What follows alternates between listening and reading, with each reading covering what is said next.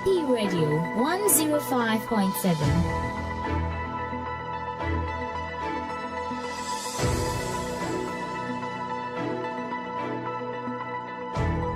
Action Power TV, the way of salvation.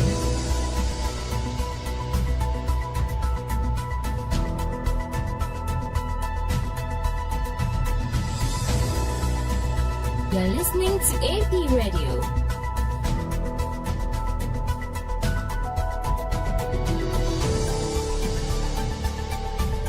Action Power TV, the way of salvation.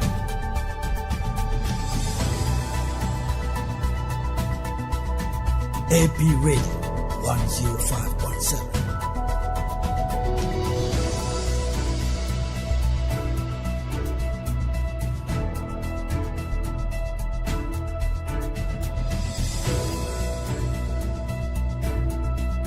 You're listening to AP Radio.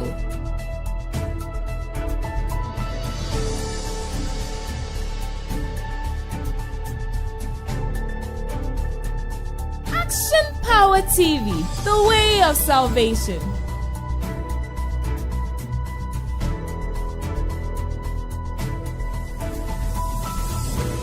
AP Radio 105.7.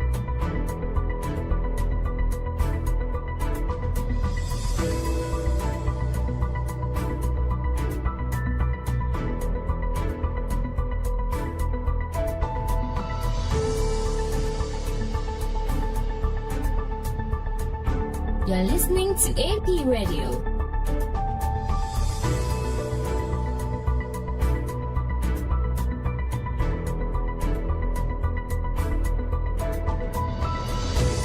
Action Power TV, the way of salvation.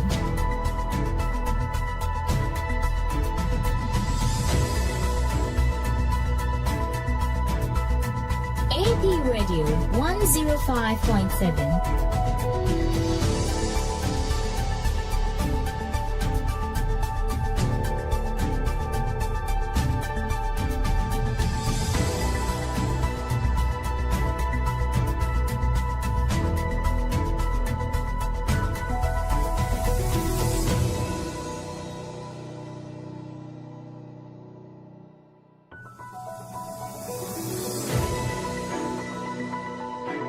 AP Radio 105.7.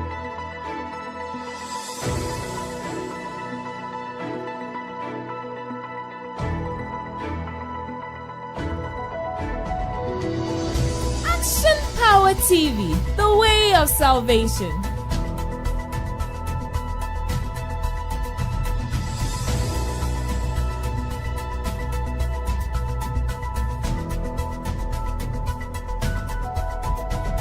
AP Radio 105.7.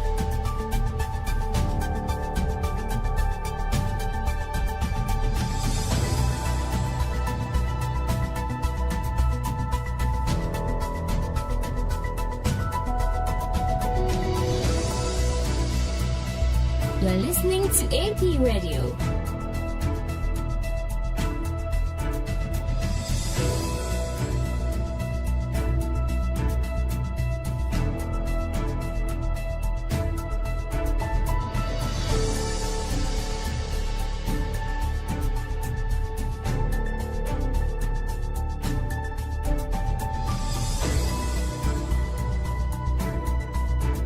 AP Radio 105.7.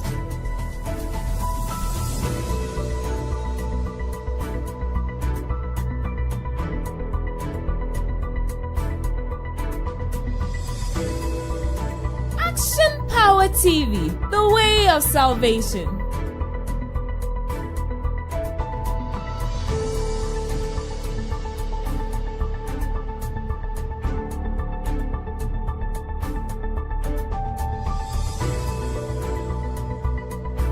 You're listening to AP Radio.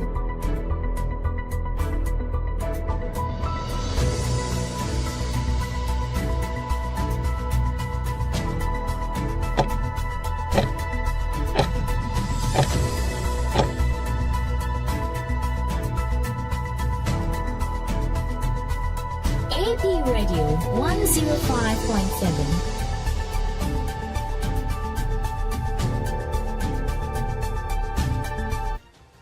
So for no social yesika samso and I say oh my Ghana ye better be able to me de adada gold no ye and adhe be a dear free mama ye hunu gold no send ye see a sombopa.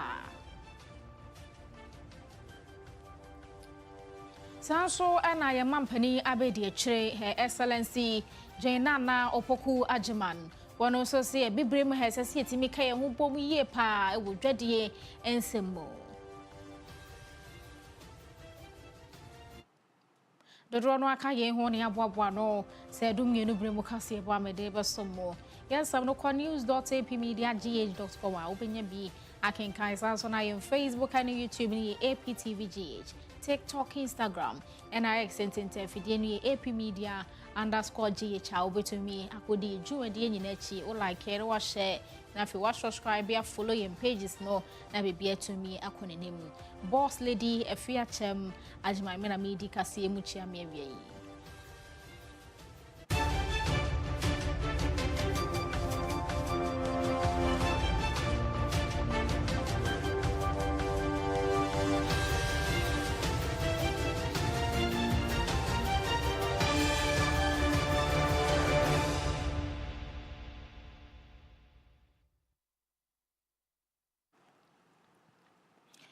Gesha yan samno Asia ya mampani His Excellency John Dramani Mahama wadnani achemo ewo Zambia emani mu ne Ghana de hye wo akwakotena sa mine mu kwadi nkomo no en wo se wo baye manye mu ansase bi wo ho ana nke yo mine dia yesese enya sika bi edi free so na enso so wo mo ba ba mu no wo ma hu se ya tonton sa ensase na boofo so a ensese nka eba ne sa Osi asasi wo ho a wo mahu ne se yeton no 150,000 cedis kan ti sika no 1.5 billion e wa bra se sika no enka yebetumi aton no dodoɔ mu na yede anya sika no wo se nipa no to 150,000 no wo kokoton no dwa so $2 million a enya se kuma bi wo ho so a na wo moto no 45,000 sa sika yi ade yetumi editor simple osabi obi afichiri eno na ye mampani kire se o my Ghana ansase e da ba bi esombo ebetumi de anya sika no eno na bandada na breso ena mamanyosam ne pesemi nkunya ne ne brenti wo motonton ma wo mo ho abofo sa o mankasa koton na bodenden enti sese wa hya so afo wo hye yensase so odonyamfo Emmanuel Amakofi bu aso nkeka ne ho no munye hwehwemu wo asase ton bi e koso de ensese e ba ne sa no nipa no mo de ni begina mranenim no my Ghana enye yesika. To public lands, we set up a committee. They presented their report, and we've cancelled several leases that had not been processed yet. These were public lands that were just distributed and looted. I mean, people just carved up and bought for cheap. I mean, lands, there are people who buy a land, government land at 150,000 cedis and turn around and sell that same plot of land for $2 million. And these are lands in prime areas. And yet if you look at the value that they are giving and how much people buy them for and turn around and resell them, it just doesn't make sense at all. And so we've got a committee. They've mapped out, not only in Accra, all the regions, what the status of public lands are. In some places, people have finished building and are even living in the houses. It will be difficult to say, look, we're going to break this house and take the land back. And so in those cases where they have processed title, then what we're doing is we're asking them to pay the true value of the land. The land cannot have been 140,000 cedis in airport residential or somewhere like that.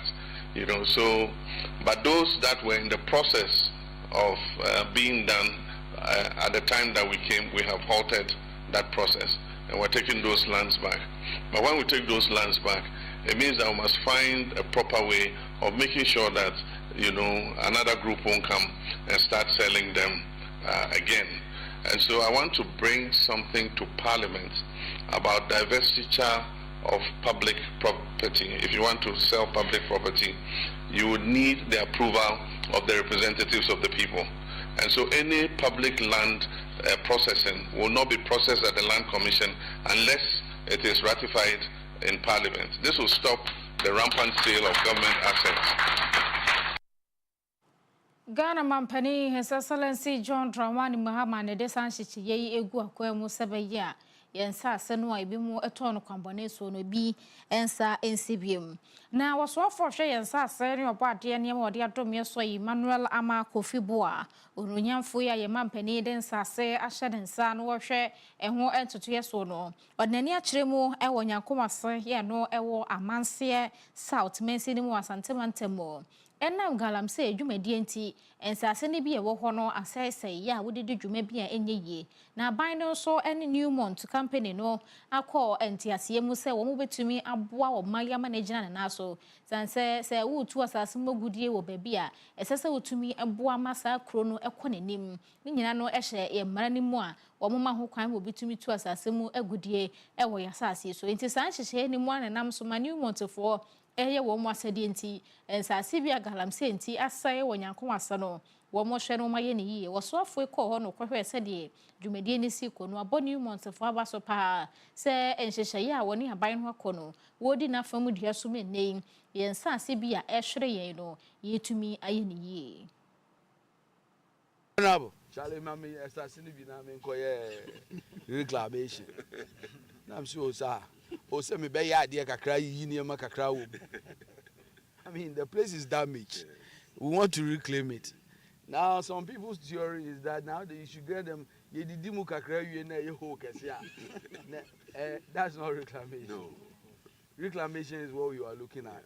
You come in and you work and you fill in, pump out the water, turn it green and plant trees. That's what we are doing and you better more say first say nanano maba no kire say aban adwuma ya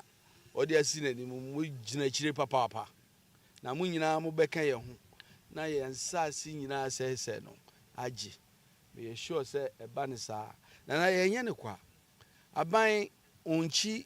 mining adwuma no enye so chi o aban say ekwan papa bia ye fa so a ye be ye ni yi a ye nsa ye nsuo ye nsa ye nsase no ye ye select ha you close to forest reserve there. And so who travel ha now we Ghana near now akuma kura how. And apart from that, you know, now pipelines are gas pipelines are fetomo. It was a very critical area to reclaim. Into ye the near me and son is here. Number one, you see, yeah, I buy a new program about a friendly cooperative mining program, responsible cooperative mining program. Mabuno omo area ha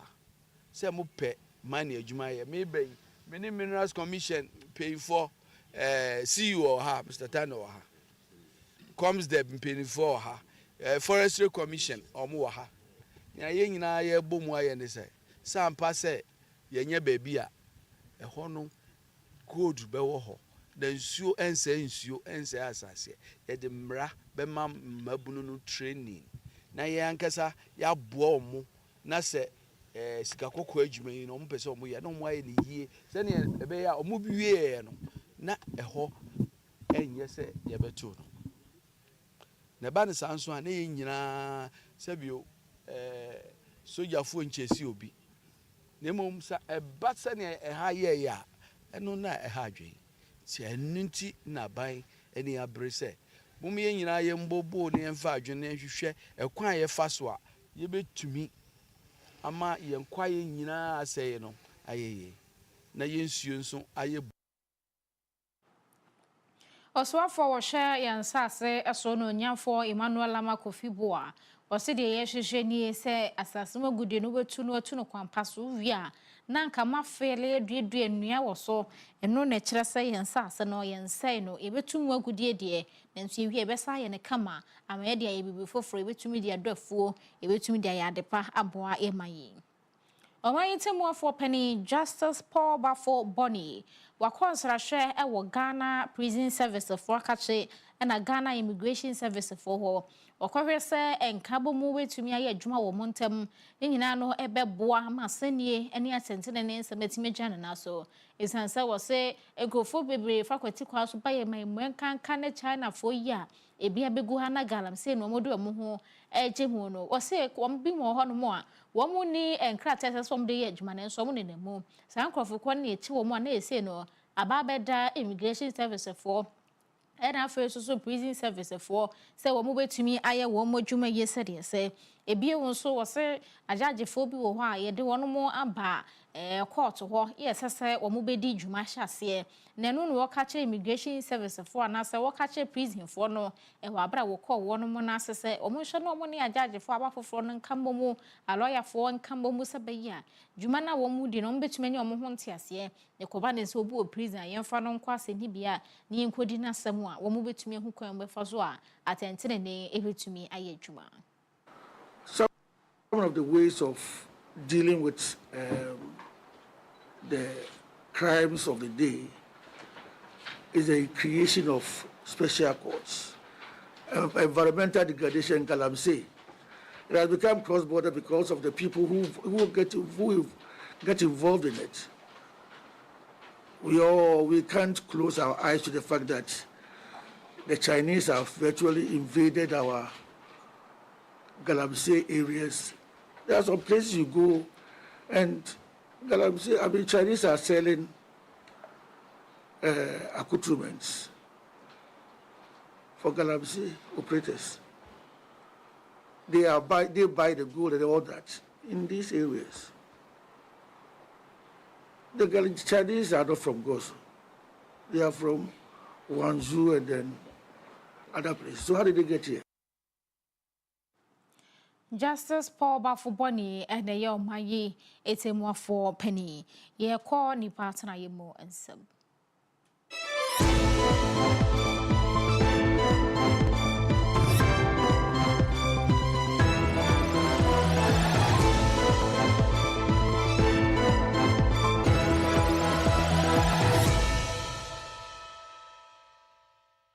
This segment is brought to you by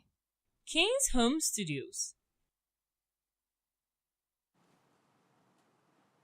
Yenko chifo etimokwa mensinu mono nyamfo Isaac Yosen ene abane busini ewo ho no so abo construction limited be a friend of Van Babaso say wo betumi abon humode na classroom block ya wo musi ediama atinsu ho agave wo betumi aba ho beye no mo trese eyabandada no abreso en wo hyase se wo besisa dan yi de ama sukufo no na wo hyase no sika samunti na project no ekogu ya contractor no wo free site na nsusu eneyi ye mampani ba ye wo de dwumedie bi aba ya wo mo friend no district common fund legacy project 20% na common fund ne ba wo bete no mo de ekwohye legacy project yi mo eno ne dwumedie abandada no hyase a wanwie empempi no aya ne yese aban foforo ba de abandada ne ye no metoa so na nso ye mampani so nde obetoa so eni nti na common fund no wo mo te 20% de akọ ye rise Kiosen enya ne de no na twifu atimokwa ho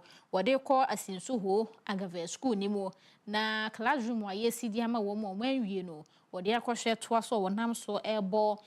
company a wo mo na dwumade ne hye wo mo so wo bo maba so se sika ne ba ye na wo maba ho ebehwe se wo betumi awie na abo adisua ho nsam dwumade ne nyina ne se mfie kakra besen ko project we ye abandada na besen ko no na hyase na de ho nyina ne se sikasamunti contractor ne fi site call na yenda omampani ase se common fund 80% na the register assemblies no o se yemfa emubi a ye friend legacy project fund yemfa nsiesie adan a abandada ye atwemu a sebe so adan ni nyina no eyamenu mienu taxpayers money ene ye dey the years ejube iti adan nti ene ye bet na woni mama sa project no akan biro enti enam hyehyɛ papa o mampani ade abre assemblies no eno na enam so ene ye ne contractor na kasa na wasan ba site bio a dwumadie wabɛhyɛ aseɛ contractor na yɛ dwuma na du baabi yɛn sa kakrata sɛ ɔsɛ yɛbɛpibi kakra ma na ɔde nwie sɛbi yɛyɛ district assembly yɛgyina ɔmampani anem ne Ghanafoɔ anem no yɛwɔ works for ɛwɔ ha works department me district coordinator wɔ ha ane community members wɔ ɔsɛ yɛtu anamɔ as a DC ne di anim ne yɛbɛhwɛ sɛ adwuma no a ɔreyɛ no a nnɛ ɔde krataa ba sɛ ɔnyɛ biribi kakra de awie no ɛte sɛn nti na ɔsɛ yɛtu anamɔ ɛfiri the district capital ɛfiri Krafo ne yɛba ɛyɛ asɛnso government yɛdi anim bɛhwɛ officers no ɛde ɔmo ni bɛhwɛ sɛ adwuma no ɛte sɛn krataa na ɔpanin bi aba no yɛbɛtumi agyina so ne yɛma ne sika na ɔde awie anaa nti yɛbaa so nyame adom yɛbɛhu ne sɛ papa yi wabɔ mmɔden ayɛ adwuma akɔ n'anim na aka baabi kakraa bi aka bɛyɛ 20% na ayɛ dɛ wawie nti yɛbɛbɔ contractor n'aba so ne yɛbɔ community members na nanom mpanimfoɔ yɛabɔ ɔmo aba so sɛ legacy project fund de hyɛ ase ɔmo ahwɛ ɛne contractor na atena yie na mɛbaa no mani asɔ aka kakraa bi na wawie yɛbɛsrɛ ɔman head teacher wɔ ha teachers fo wɔ ha school nkɔlɛ wɔ ha ɔmo nyinaa nka ɔmo hom mpanimfoɔ sɛ wagya yie na wɔn ana ayɔ contractor yie adwuma wie ɔbɛgya hɔ kɔ ntiɛmfo yɛ ne ndi akyire na ɔnyɛ adwuma papa na biribi ni nso ɔmo ma yɛ asɔnte yɛbɛba ne abɛhwɛ ma dwumadie no akɔ sɛ saa project yi ɛbɛkɔ so ne yɛtumi awie ne ntɛm a na ɛyɛ ɔmampanin hyehyɛ papa a ɔde aba sɛ common fund no yɛte bi to a yɛfɛ no legacy project fund yɛfɛ bi ɛnyɔ yɛde ɔmampanin ase ɛne ne mpanimfoɔ a ebu ɔman na bi nso aka ɛyɛ MP yɛ council of state ɛyɛ Chairman Hakim Adey ɛne MP David Bondi Ononyamfo Isaac Yosen mrashebidoni anasa wo yaban krachepani de ma twifo atimokwa mansi no emo yenkwa kwawu empotemo na kwawu ehene da sebrakua moaboate wotoso miensa wo se wanya fe ewo kwawu abene ese owonomo atena konwa ehene enamso ema wode dwumadi hihye so adwumadi na se ene wode eto kwawu himfo nkuma ni nyina enim se wonka omuhumum no muntumi muama kwawu wohwe Easter na banoa yafa hye ya wonomo ye wo ho ene se ne nkrofo bi eba kwawu ho beje wo mani no omonhwema no entumi nyina fi esanse nya Ghana fonko ene duru saa Easter ho omoba ho ebinim frachichire ne benche ye ba beje wo mani nsrahwe ho nsam ne nyina na bo meska ba kwawu krom pa ama man Ghana so sika etimi bobra ha eno no de nkotosere to hemfo nanim te omonka omohumum no monya dwumaden no omonhwe se saa kwawu Easter yi ho dwumadi a ombeye nyina no omommode ro no man nkwakire se ba nipa dodoro so ebetumi ababie ebe ne hamini kwawu so okokoto so a nsio fefefefe da ho opa kwa adoso opa akotafo bebi a ntimi hia me ne se kwawu a yafa Easter I say man na nim ne de na de hia ne se Easter no obi aba otumi kɔ ɔman no mu nyina o kyerɛ ne sɛ mesrɛ no omie kwan mame ɔbɔme ɛne mpae so ɛne bɔn no mu na ɛkwan nkɔ o kyerɛ me bebree me bɔ mpae sɛ ne ɔka kyerɛ me ne kwan wo biebie mu no de nyinaa bebie na Easter yi abɛyɛ kwawu nyinaa Easter na mɛyɛ ɔbɔme Easter etibie Easter mpae so Easter minum abeko nyina na edi kwawu akyerɛ ɔman no ɔmo ehu ɛman papa yɛ wɔ ɛne sɛ ne emu nso asomdwie tie ɛne sɛ ne mu nsuo yɛ kɔkye yɛduane galamsey adeɛ bi nim na hade betena kwawu a binyi akyɛ mabɔ brapa na wonyare so kwawu hene da sebrakua moaboaten a wotoso miensa na SMB eno no na ye koye nimu a NCC panyimpa anasa panyi kwankyerefo da no wasunafo South emansi no emu wode atodwa no kyeremu se enkyerɛkyerɛ bi ekoso ya efa no ya mamra se ne yebesie hunu se ne tie na ye gyina so na ye de ako etia ketasehye prejrim ewo ye manyi emu na wono mo kyeremu a dwumadie no kɔso ewo kokuom ewo abra timemufo mpanimfo a wɔn nyinaa betwa hyiaye ne yɛ kyerɛ wɔn amamu pa ne kwan yɛ nkontabuo betumi afiri yɛ mpanimfo no ho aba enti sɛ woni mmara ne sɛ ne tie wonim sɛ ne amamu pa siti a da ne da nyina no hwɛ sɛ panyin wodi w'anim no obetumi abu nkontabuo ne mu na ebema pepere yo ne nhunumu nso atumi ayɛ adwuma Mrs. Beatrice Benanzi wono ene district director edema NCCE ko no wasunafo south wono ne kyerɛkyerɛ mu kwan ya yɛbɛfa so a yɛntimamufo yɛbɛhu nneɛma hodoɔ yɛkasa dodo adwenkyerɛ memu no kora yɛntimamufo yɛ deɛ ne sɛ mpanimfo nso deɛ ne sɛ nti san kyerɛkyerɛ yi ɛyɛ paa sɛ NCCE fo bɛtɛretɛrɛ mu ma mansi bia akɔso hɔ nti sɛ yɛn no yɛwɔ nimdeɛ ɛde fa memu ne papa mu a yɛbɛtumi ahu no sɛ deɛ yɛn mpanimfo yɛbɛhwɛ ama ɔmo nso so nkontabuo aba wɔ mafa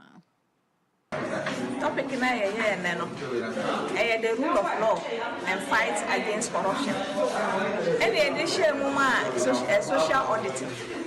Social auditing said the obey if you more government say government may let's say sometimes we are almost say government government it she inform so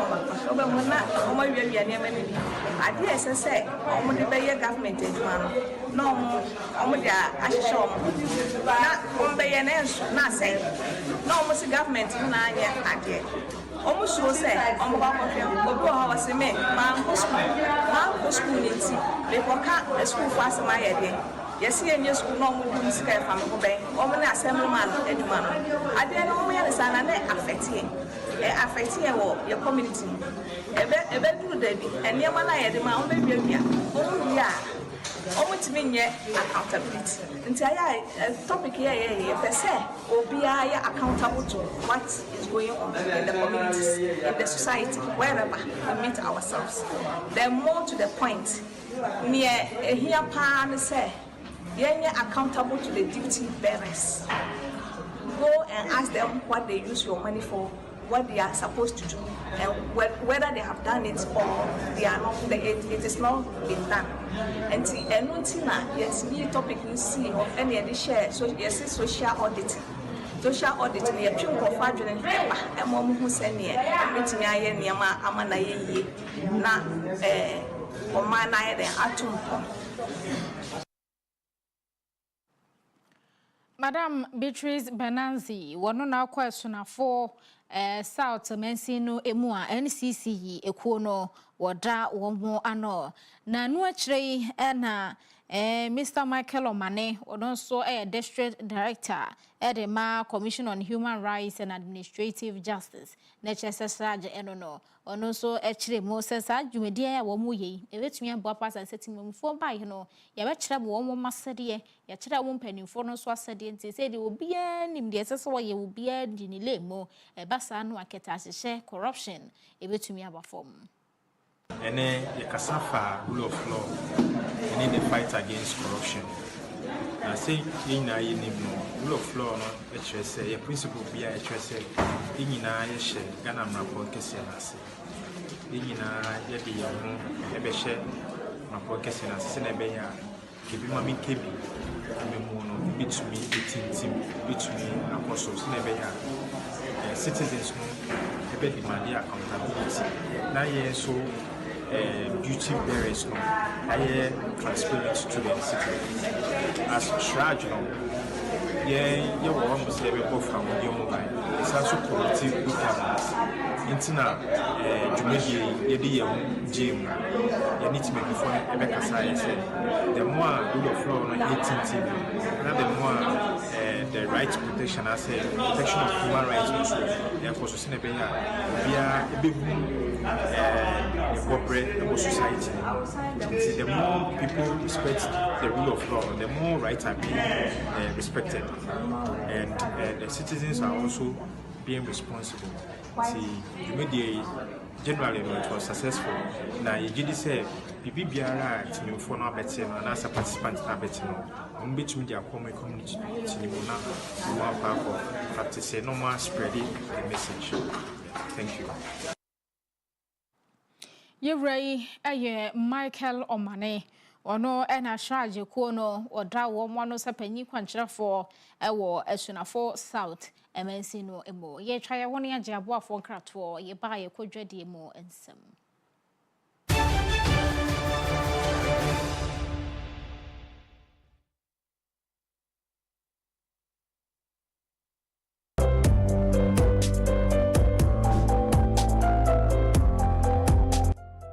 No kwasam say adwumasua ade a se wonsaka obia ntumi ngim free winsem enonti enei se wopese wotu kwan kwa amonone ana otena omanga na mu eye adwumanya sika gu botom de a mekanfo St Augustine Heavy Machine Training Center de amount call na onfa na wotwemie no pe enkyerɛwo caterpillar piloda any forklifter ebo no ewo fom kra ye wo Kumasi Askwa ye ni Askwa police station no any dinhwe mu yesan so ben Askwa Children's Hospital tafwa Akoko Space Junction wa ubetumi afre St Augustine Heavy Machine Training Center 0243860810 St Augustine Heavy Machine Training Center. We are your last stop.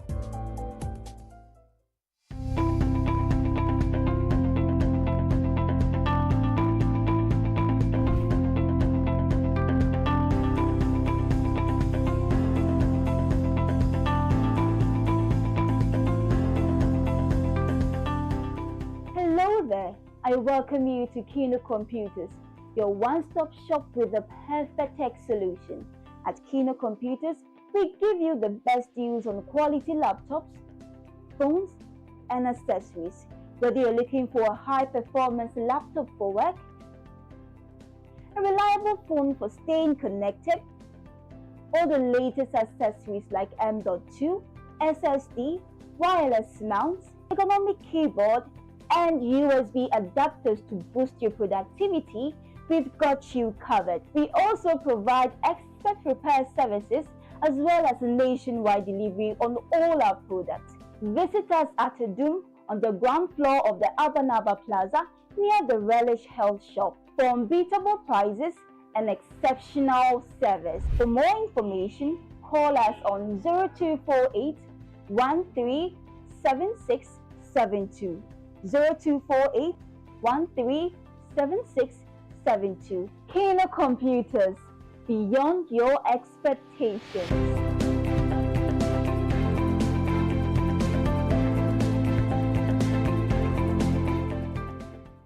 This is what mini wireless networks look like. But hey, this is what they actually look like. Introducing Kenny Rose Wireless. Switch to Kenny Rose Wireless and enjoy streaming without buffering, communication with no lagging, business without restrictions, and achievements with no limits. Get connected today. For enquiry, sales, and support, contact us on 020-8282-810. Visit our website on www.kennyrosewireless.com. Kenny Rose Wireless, internet made easy. Introducing the Smiling Shark Outdoor Solar Camping Light, a new modern way of lighting up your world.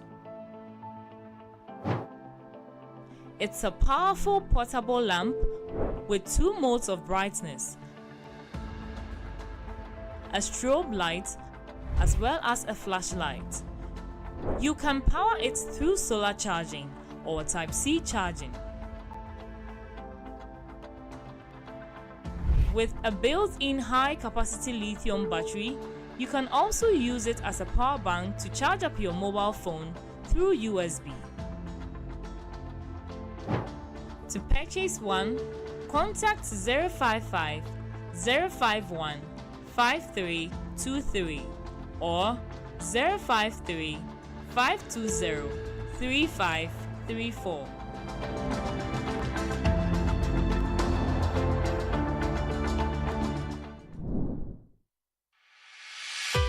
For desktops, UPS, toners, and printers galore, Pogba Enterprise has got it all, from CCTV cameras to office chairs that keep you in style. at affordable prices that will make you smile. For schools, businesses, and individuals alike, we have what you will surely like. Contact us on 0245 099 786, 0245 099 786. Pogbell Enterprise. Shop with ease.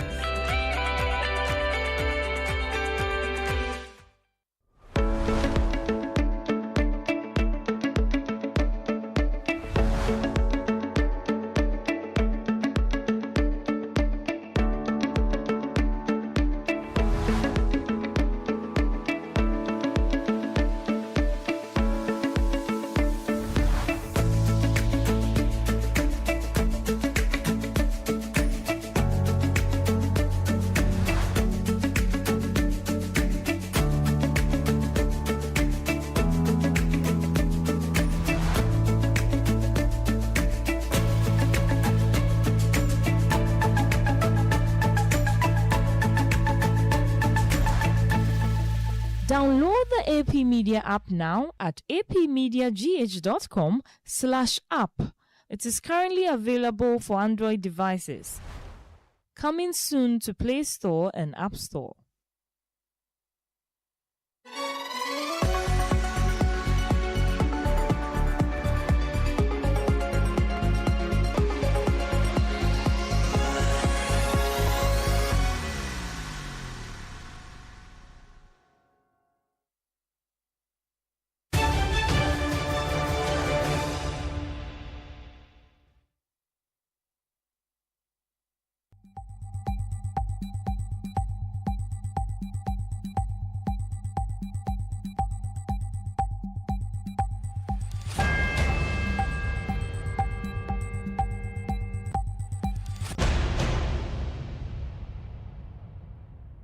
This segment is brought to you by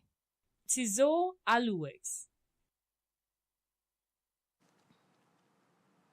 Aboafobia womo so yasen we gwapram to broadcast ebo so no na ye kodwadie mu ensemu a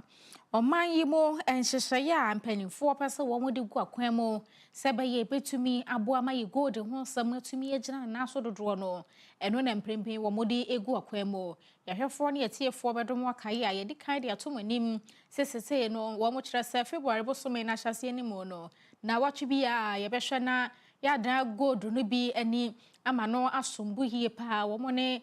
Gold Coast Refinery na edi se adwuma no sese so afọhwe esikasam so e de abeto dwa so mo de hyehye foforo eba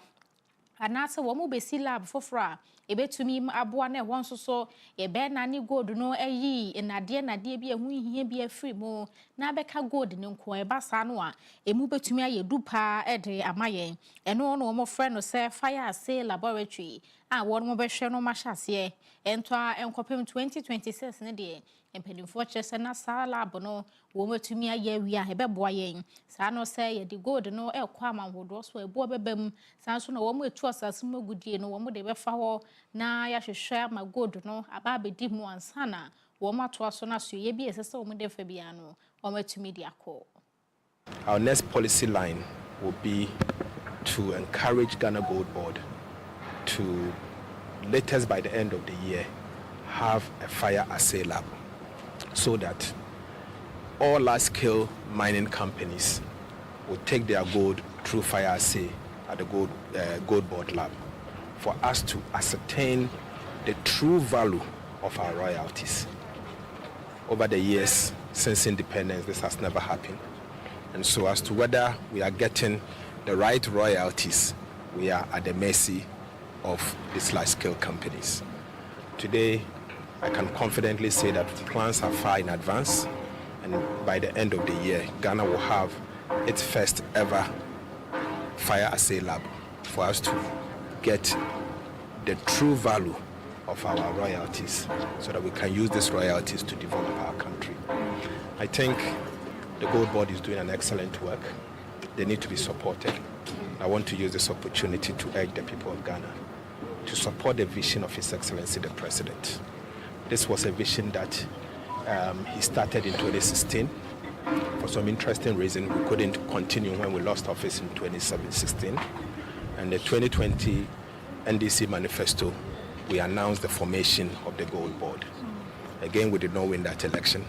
And 2024, God being so good, he gave him the power to be able to implement this vision. We are all seeing the benefit of what dreams and vision can do for a country. So join me to celebrate the beginning of refining our gold. And so today is the first day that we've been first batch of the refining process that we've begun.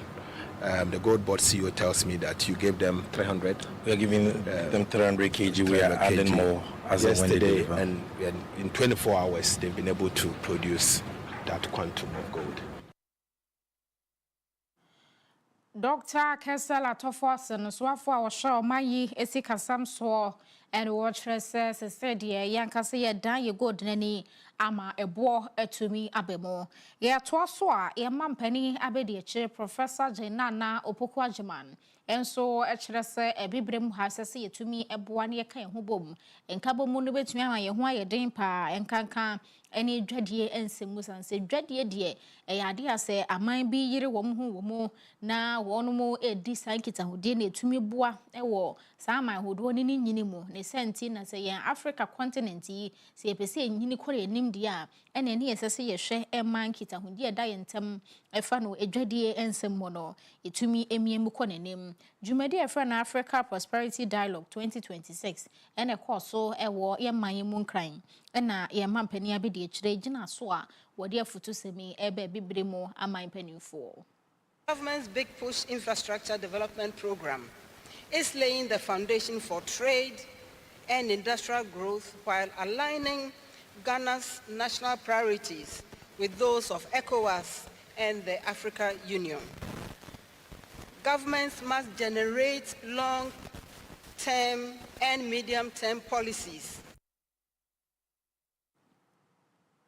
Her Excellency Professor Jenana Opoko Agyemang, a mampany abediachere enono, Danny Denina or Hesse, a woodjeti and some moodie, a bitumi akoso, a bibrim hanti, one mancasa, a policy at 24-hour economy no, the baby who be Genebia or boss or sons who say bit to me, a boyampa, young kosher in Sika no hoarding.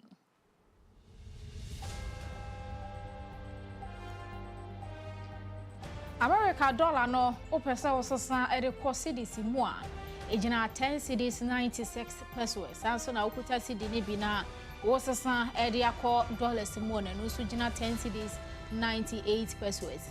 ye hwe euro no a eno so ososan de akọ cedis mu ejina 12 cedis 95 pesos sanso na wo cedis ne bi na pesa wo de kwaje euro no ebienu jina 12 cedis 96 pesos Afia pound and also per se was a son out of cedis more, a 14 cedis 98 pesos. So and our the pound SSR I call a cedis more, and I saw put a cedis nibbing up a so quite a pound nibiano, and no a 15 cedis per pair, Utimus and rather and ne and Sasaka crabby abba and will rate no emo. And say they say no, a conanim cacana crowd in my ear. One more, they be a make us see a send one musica if I'm on a ban, one moon, a camia woman. Nayang a day, $1 did draw international pay, no, I don't know, yang, and I shall say, a shada kuyi cacra, a day, am I a year quite good deal more and some.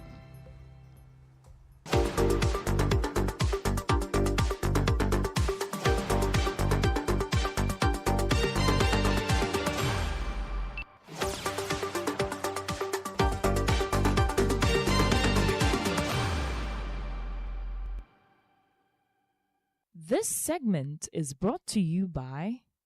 Pogbell Enterprise. Samuel Kaya Wada Sammy Sunday, a good deal with some Ebrayan, we are prem to break us we saw. Sammy Memoha. Ah, but you see me about. Maybe I shall who you did. Oh, I'm not doing here. And then I may sepa. Martin. Young moon. Aye, America. A good deal with some new Casabo. And I'm ready to us. Dear me so, some okay, boy. Send me about the introduction on and then seminal Dawson. This one also, sir, we're born to now. asɔre so na me start free me shall say free Ghana Football Association the president Kate Edwin Simeon Okreku Kate Okreku na adodo na atide friend na enura na wa meki Ketesiko oko Upper East Regional National House of Chiefs Kate Okreku eto ebo anan ko ho ekosere nananom atrankunwa mpanifo ekosere mo mpae say Ghana Football didn't be so no we Ketesiko on them na wakakosere say Ghana ya qualify for World Cup enti nananom so tumi bom pae mani bemu a enura okohonom ekoti nananom anu disem ti uko Upper East Regional enura ket ekopi Upper East National House of Chief mpanifo ni nyina owie no sabo anan eko Upper East Regional Minister Honorable Donatus Atanga Honorable Donatus Atanga honso enura obuna ketem ekohone ne kotwetwe nkomo ehwe way forward ekwa mefa so abo Upper East Regional Football Association se debe ya agudi edi wo Upper East no betimi akoyi ho ene ho nkomo etotodwa na minister nso assure ne se mo bia o mehia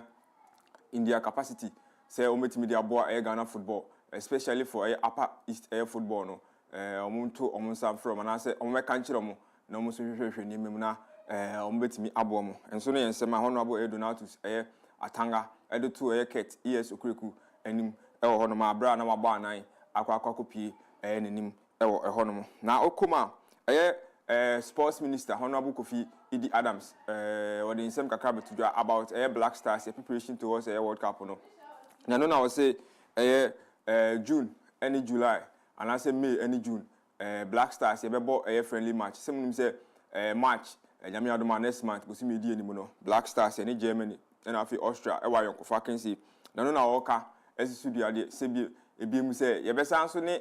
aman foforo na aman ne de onfo omudwini omudini metudwa esan se nyanu ho na emom wa sure the football loving community of Ghana say den ya yebebo friendly matches akase mienu bi ho ai no so yebebo preparation ai de kwa World Cup no o se nya matches nketenkete ne yebebo de emu yedu akase matches akase na Black Stars of Ghana esan se team ne ya kononti teams be brebe pese omone bebo friendly matches en route to World Cup no na minister no ha biem no say no say sports ministry ni Ghana government fa adwene say omode supporters ebekọ USA Canada na Mexico World Cup na ebekọ so no o say eno de ade wo say baso na mum ansa na ebeba so no o ma set up fundraising platform na say omo call on corporate bodies mining sectors private sectors and Afia government institutions as kakakra wo mu sem say omo fo musika emehye sa fundraising nim na yentimi emraise sika o say dodo na ebetimi a raise no and then be check the number of supporters they be call US ho Canada and Mexico enti na minister no so make passionate appeal to enipa bia say we individual kwa na say o na say wo sika na say bro so na obetimi di bia support Ghana supporters e pese do call US Canada Mexico World Cup na o so mu nsi obi akwan enti mu nyina ye moa na nkoba say bed ni nyina kwakoda aban ne so eno de wo se ebe ha adwene na emom aban ne de wo mabom mutrim say den a supporters a de be call World Cup de empanifo de bi be call but eni nyina no dodo na de be call say bia 5,000 7,000 10,000 and I say even 100,000 kwa de be call si nya sika ebro nipa 100,000 so na say 200,000 kwa de bitumi de akwa sports minister na say the nipa be call World Cup no ti moma ye nyina ye hye ne so na say bi wo ho a ne na wa visit sports and recreational ministry on website no na wo so ekwan abefa so a odi usika be kwakotum no eno so obi ansu kwan na wa follow process no due process na wo so odi kakra akọ mum ye nyina ye kamum na ye mo ama supporters dodo na nkọ say supporters kwa Ghana ye team no den ya enije beba se entimi an raise sika bia na ye de bi be ko e bia na nkwa akoye dodo na akwakoye kakra miti usika wo ho a fa bibua say 1 city 2 city squad na obetumi a wo de yi kakra akra kofini amakra ebeye say de betumi nya nipa bebiri am akwa support ye team no is answer this World Cup no de ye ni abrese ye kwa akwaje aba enye say ye kwa akwa ade two numbers keke nti wo say nya more supporters na stadium hono mo ya feel ne ho aye ma Black Stars match bia wo say stadium ye ma at least nipa be 50,000 kwa to me kwa wo say always eye ma na opponent no omuhu ya omu ye ma hyehye wo mo so ada say timi nyina ye mbo sports ministry no na yentimi emphasize ento fundraising platform no say the medinka aka no call Ministry of Youth and Sports our website na obetimi follow process no a obetimi adonate wo kakra bi a wo na ma mento aso na menko Lawrence or say oko Pandu Heart of Lions on a goalkeeper. In fact, last year I said season we be was signing a contract extension until 2027. They say or still 1 year left on the contract so now entire free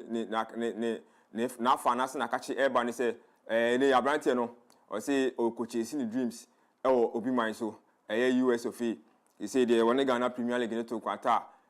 wa pai isan say o say aha no utete nsem efi akiri ba aha no ball no be bobe ku ho but ya na akire nsem no ya na ayebo achi bidi ya na akok adoso busuafo twon we twon wan hwe bi no makase bia o wini na so bia na entisa etine say akwenya no aba say onko US okone social media TikTok I was say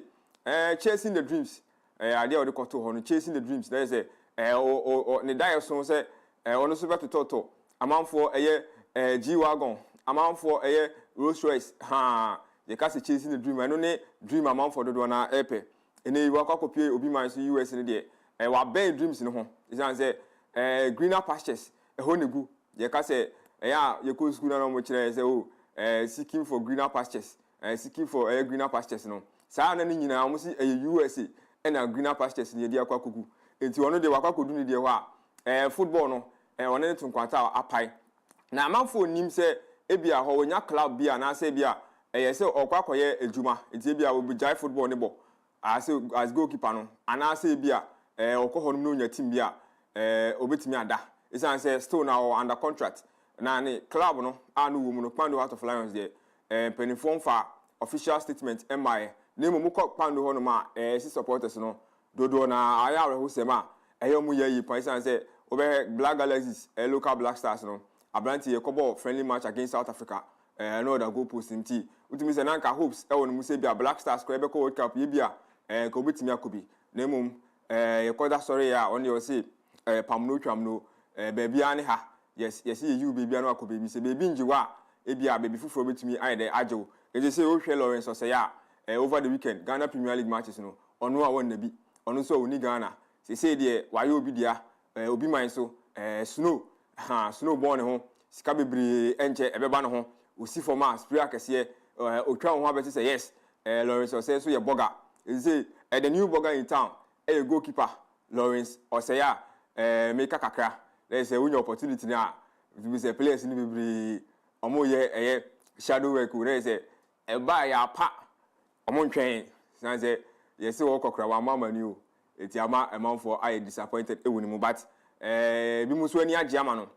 janse obetena ahaje nim guase de ene nka fa ko baabi obi man so de oje nim guase a obi anim so ala se wo fi de oje nim guase a obi a betuma tele nsa akrakra no boss bo so ala se ti ye wish ni good luck said you obekwa koye wo USA do ebia be successful na ono so etimi $10 ni bi etimi abafie ababehwe ebusua na mamenko Black Stars here forward 31-year-old Inaki Williams enra Copa del Rey match so omoni Valencia abranti ni fi konwem bai na obai ye twa no penalty bo bai ema nipa no eboto twene ena o share ye winning goal no na eno na ode nsem bi ababa betudwa se ohwe bi obawa omu season no ene ma shada nkoyi eti ohobi se enra results no ebetima a turning point e ama Athletic Club obawo fo no is an say last season omo finish high etimi nya chance Champions League but this year in the Champions League no ene ma shada nkoyi amamo mafrim group phase no moment me am progress and the next stage even the playoff no comment me ameki eti o se enra win no kwan fast by say last minute cry be pon no eno nya winning goal ti o bon pai say sa goal ni sa win betimi aye turning point e dey ama be ba for club no going forward na o season na enhyedan ko yinu niam asesa na no na o kasa efa ni coach no Ernesto Valverde isan say o call be ba okrom ha fans do na believe say Ernesto Valverde no this time around no na adwen no ultimu say Bilbao club no ultimu coach ni na Inaki so defending coach ni say coach ni dey over dressing room 100% support players ni nyina obi a penasem ene ni nua ni ko penasem good result am penasem una isi mo nyina penasem onu Inaki Williams no kra dey o penasem kra chen obi a eti supporters no ento omobo asen fama coach no o say a difficult season there but they still have trust in the coach say Ernesto Valverde betimi at anything around ama niema etimi akoyi ama Bilbao for no eti no the ball any coach no echi do manase or back in the coach no say pressure na aba Ernesto Valverde no so no ano she pa Bilbao krom no ma if I dey in there out omu di coach na tem say last season nema koyi other than all of a sudden this season man shedan koyi enfama Bilbao club no na ma men ko Carabao Cup say no game back etodwa na ohima Newcastle United etwa Manchester City Etihad Sports Complex na ekowie no na Mamush on a star of the match and the Egyptian king and I say the Prince of Egypt and Abrante and the modern bonus or Baggy 2 goals and Afi Abrante friend Tijani Reinders Eddie Bakoka home Abrante friend and Anthony Ilanga share go bako Edema Newcastle no on aggregate now 5 goals to 1 Manchester City up progress finals. They say 22nd of a match. Nyami Adoma next month. And our finals because they say between master and the apprentice. Sameka ya Pep Ateta fan is kakra. Why an assistant and as I say there on one betting who or Arsenal. Between Manchester City and Arsenal. And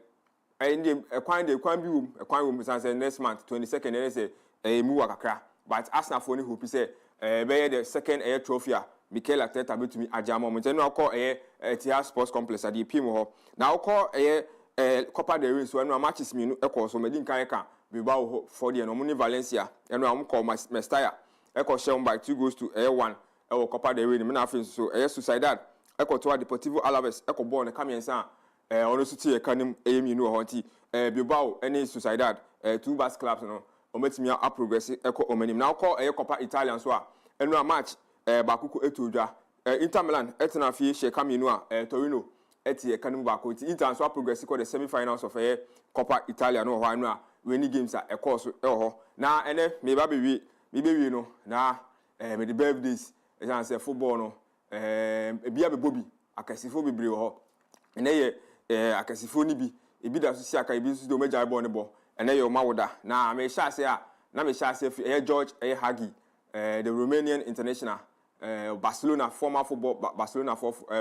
player Valencia we see a kind of Galatasaray Sports Club we see a kind of moment papa friend George Hagi when ya 61 years of age which means papa no modern body so ani pa call Barcelona club ni ma in fact omo penance pa obebobo ni Valencia obobo ni oko take cradia in fact omo worship no oko Romania almost their greatest player of all time George Hagi and then when you're 61 years of age. Now, if you are also a fan, Neymar da Silva Jr. Neymar, yes, and Neymar you're 34 years. It's you call the Brazilian international, all-time top goal scorer at the Brazil national team, Champions League, Wajibi with Barcelona, Afia so Spanish Super Cup, so Wajibi La Liga so or the Barca Wajibi copy agent, and also Kobojini din Ahila, Wakojiji Kakra, and Afia Santos or the Copa Libertadores, Brazil. Or the Magic Confederation, and after Olympic gold medal, Neymar, da Silva Jr. Yes, Bono, Abrante in the board and an annual, Uniboni, Boy, skills on an annual, born there, Oko Brazil, Krumo, form, Upra no Musu, Upra, Kekra, Brazil fans to me swans, oh, Neymar, and then Abrante in 34 years, which must say from 70 years, Neymar season, and when you're 34 years now, Tevez, Carlos Tevez, so. And then when you're 42 years, on Super Bowl, Manchester United, West Ham, Manchester City, Juventus, and Argentina national team, no, Carlos Tevez, on Super Bowl, now Branty with the story, no, Yana, emu deep, and you're feeling but no, you're very aggressive. In fact, or say over Bobo say on the Behena Busia, say Ubinyeska, and they are in a Busia, no quality to make me Bobo, my mission, brofo, and to Bobo England, or say over Bobo, born in here, no, brofo. But for some cranky, when you're 42 years now, birthdays, no, Kesipane woman, Cristiano Ronaldo, Alvaro dos Santos, yes, Ciro, Kabna Dubofono, no, Kabna Showboy, Kabna Gagai, and then when you're 41 years, Ruru, CR7, yes, the chairman himself, is a footballer, one of the greatest of all times, I know, as I see so, the Portuguese international. And the little boy from Madeira, Abrante and when you're 41 years of age, we see that kind of man say now, you can see a kind of one somebody and one somebody Dawson. It's an Abrante from Sporting CP and about Manchester United, J Ballon d'Or ni bi ho do mo G Champions League Premier League so G FA Cup obu na ketem ko Real Madrid football club ho so okoje Champions League makomako 9 all time top goal scorer of Champions League ni de ultimate sign Ronaldo ho international men's football national teams so wa shego chi obi a in fact o call Guinness Book of Record a Ronaldo mfuni ni bo ho ono obi ani chefa ba no Euros a wa shego she obi a abrante ne de wa bobi wa gibi Euros no so wa gibi am Portugal the first ever captain obo am Portugal national team no European Championship ni so mo na so UEFA Nations League so wa gimi nu ba no entina toto a say 961 goals na Ronaldo asha opeso 4000 ana say football hono no hono every day bia 1000 su or iconic celebration su so na meeting video ni so abeti su and the Swiss birthday eti Cristiano Ronaldo dos Santos Aveiro and also Aveiro dos Santos the Madeira kid no and they were 41 years of age ono dey on fa ball ni man we ogusu abo a o hope say 2026 World Cup no obetime the birthday we akwa gi esiri na so eti ne won sem dey dos so na me ka no but my friends here is say only do a show boy yes show boy there enipa mienu na we ase o me show boy ba ko ne dey ukoka obenya asem but Ronaldo so show boy a ball no oni ball ne ball kwabena yes omo ni Tuesday na Thursday kwabena yes kwabena nanta am for sa friend kwabena nanta omo say ananta di unyina unia ananta ji na yi ma ji na yi di bidipisia Hey, why na ananta no si ro na aka na asem nana man for na omuka anyamia ke ana say bo man for na si kwabena ananta ji na yi ji na yi ananta e ke o ananta ye obo leg ene wan ananta na me ken say ananta na e ke no sa onu de na de na e bo na ke I see ke so bo onu de gaga 19 man for she de unhu but o gina horse straight there o man for so kwabena ananta yo ma na say Sarah Kenya boade de agodi mu nsam abesom yen eho wiaprom to broadcast e voice word ye de ni nyina esi ha oknews.apmediagh.com a ubenya yen nsam a ye de besom wi sekase ebo ni bia kenkan yen Facebook and YouTube handle ni APTVGH follow yen na subscribe to yen channel no sanso na TikTok Instagram and na X intenten fidie ni AP_media_GH also follow yen na ye dwumede ye di nyina wonsu betumi edo ho agimu bie yen hwa wode die enkrai. Happy birthday to Miss Connie. Enenyame de afekro aka sister yi emfie ho nyankopon hwa pa na onye wokese awode die enkrai wan kasa wadamfo DJ Busket a wono so ne ye adwuma wo AP Media ha and was say yen wishing Miss Connie a happy birthday man was nyankopon hwa pa na onye wokese. Happy birthday to Yusuf Mohammed, Boy K, and one more Efrel. Also so awarded the enkray Father Bronzy, a one he, and say, Yemfa, awarded ye enkray emao. Yemfa kwenye so, na yensrenya kopon inshira emao. Happy birthday to Yusuf Mohammed, Boy K. Yo, yesidini a Boy K. Yusuf Mohammed from Father Bronzy, ya wo he.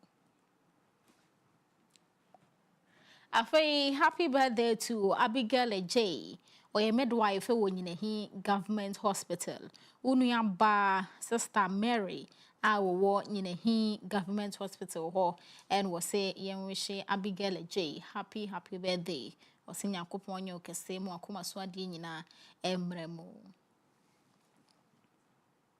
Kepo kone na bedwa for betena say no miensa wo AP Sports so TV so na fe radio so nti ya no agipe na so ahwe bi etie bi na bibia so etumi akonenim boss lady Afia Kyem Agyemang me na medeka se epo no ebe so mo no si abrem ye be sanso ahia makramo.